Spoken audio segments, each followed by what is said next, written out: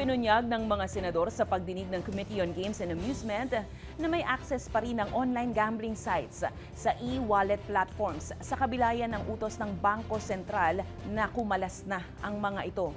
Kaya naman kinwestiyon ng Senate Committee ang mga kinatawan ng e-wallet platforms sa usapin ng pagprotekta sa users laban sa pagkalulong sa online na sugal. Ang balitang A to Z ni Ace Cruz. Nitong Agosto, pinag-utos ng Bangko Sentral ng Pilipinas ang pag-unlink ng online gambling sites sa e-wallets para hindi na malulong sa sugal ang publiko.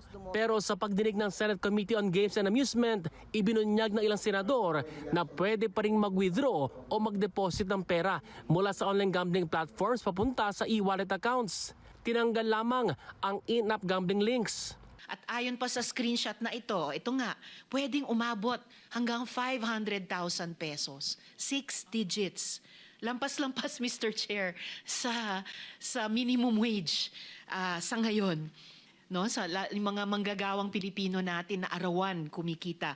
So online banking nga lumampas ka lang, sumobra ka lang ng 50,000 pesos, hindi ka na makakapag-transfer. Paliwanag ng e-wallet platforms gaya ng GCash at PayMaya. Yung bets ng mga users doon sa gaming platform, hindi po namin nakikita yan. Pero yung sir, limits ng top-up or use ng e-wallet is within regulations. As far as we are concerned, we process hundreds of thousands of different merchants that are legal and authorized in accordance with the regulations set by a regulator. Tanong ng mga senador, may pakialam ba ang e-wallet platform sa kapakanan ng users? I-kontrolin ninyo na hanggang dito ka lang, hindi ka na pwedeng sumobra dyan.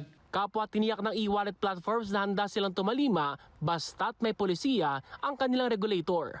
Sa datos ng BSP, halos 40 na e-wallet providers ang sumunod sa unang panuntunan. Dahil sa polisiya, sinabi ng PAGCOR na malaking porsyento ang ibinaba ng kanilang kita. Nung pong simula po, nung pagkakadelink po ng GCash, malaki po talaga yung ibinaba niya, up to 50%.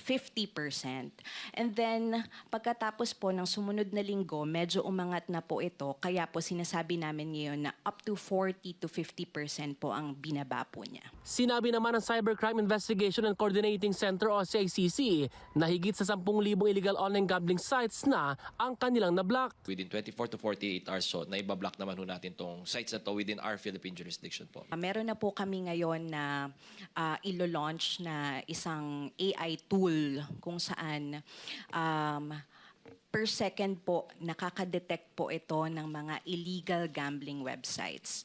Ayon sa isang health advocacy group, 7 sa 10 katao ang pinapasok sa kanila para sa rehabilitasyon ay pawang lulong sa sugal. There are many who fall for the temptation to rely on it as a form of livelihood. And they see it as a beacon of hope na parang easy money. Hiningi rin ng mga senador ang tulong ng mga social media platforms laban sa masamang epekto ng online gambling. Bigong makadalo sa pagdinig ang Meta na creator ng Facebook at Instagram kaya't pinadalan ito ng show cause order para dumalo sa susunod na pagdinig. Para sa Balitang A to Z, Ace Cruz.